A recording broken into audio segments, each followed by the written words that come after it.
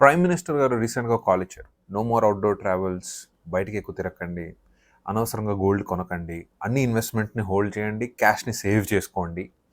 We are going through a certain phase of toughness అని. There is absolutely nothing to panic. దీన్ని complex ఎకనామిక్స్ని ఒక understandable లాంగ్వేజ్లో break down చేద్దాం ఈ వీడియోలో. దీని అర్థం ఏంటంటే, ఇండియా దగ్గర ఫారెక్స్ రిజర్వ్ అంటే బయటికి పంపించే డబ్బు, మనం ఏదైతే సామాన్ ఇండియాలో తెచ్చుకుంటామో దానికి కట్టాల్సిన డబ్బు డాలర్ రూపంలో ఇస్తాం. ఇప్పుడు right now India's oil import is $120 billion and gold import is $72 billion and travel expenses of Indians is $31 billion. 1 billion is equals to approximately 9,500 crores. So ఇక్కడ hundreds of billions of dollars గురించి మనం మాట్లాడుతాం.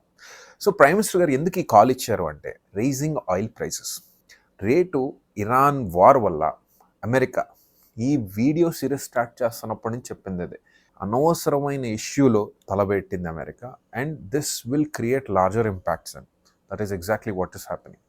America create చేసిన ఈ havoc వల్ల వాళ్ళకి ఏం కావట్లేదు, వాళ్ళకి కావాల్సిన రిజర్వ్స్ ఉన్నాయి, వాళ్ళ దగ్గర ఇంకా అన్ఓపెన్డ్ ఆయిల్ వెల్స్ చాలా ఉన్నాయి, వాళ్ళ ఫ్రెండ్లీ కంట్రీస్ దగ్గర నుంచి ఎంత ఆయిల్ తీయాలో కూడా వీళ్ళే చెప్తారు. Recently is the Venezuela. I suggest you go and watch this video, ఎలా వెనిజులాని క్యాప్చర్ చేశారని. ఆ వీడియో కింద ఛానల్ లింక్లో మెన్షన్ చేస్తుంది. No coming back, India's current account deficit is around $84 billion. అంటే మనం ఇక్కడి నుంచి బయటికి పంపించాల్సిన డబ్బు మనం సంపాదిస్తున్న డబ్బు కంటే ఎక్కువ ఉంది. సో ఈ కరెంట్ అకౌంట్ డెఫిసిట్ ఏదైతే ఉంటుందో సిఏడి, ఎప్పుడైతే ఈ సిఏడి వైడ్ అయిపోతుందో అప్పుడు మన దగ్గర ఉండే రిజర్వ్స్ కిందికి పడతాయి. In other words, Indian rupee week అవుతుంది. సో మనం అనుకోవచ్చు, ఇండియన్ రూపీ వీక్ అయితే మనకేంటి లాస్ అని. ఏది ఉన్నా కానీ నేను స్టార్టింగ్లో చెప్పే కదా, మనం ఏది కొనాలన్న ప్రపంచంలో డాలర్స్లోనే కొనాలి. సో ఇప్పుడు currently oil price barrel $105 to $106 ఉంది. సో దానికి కావాల్సినంత రూపీ వెళ్ళాలి. రూపీ వీక్ అవుతుంది కదా, సిఏడి పెరుగుతుంది కదా, అది లాజిక్ అక్కడ.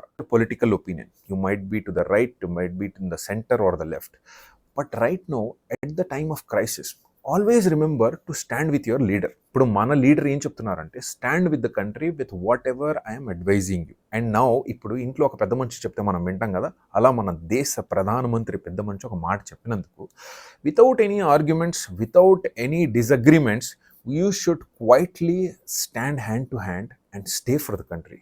Because remember guys, whatever might be your political opinion, you should always prioritize these three things: stand by the country, for the country and of the country. Ladies and gentlemen, I stand with my Prime Minister and my nation. So should you. Jai Hind.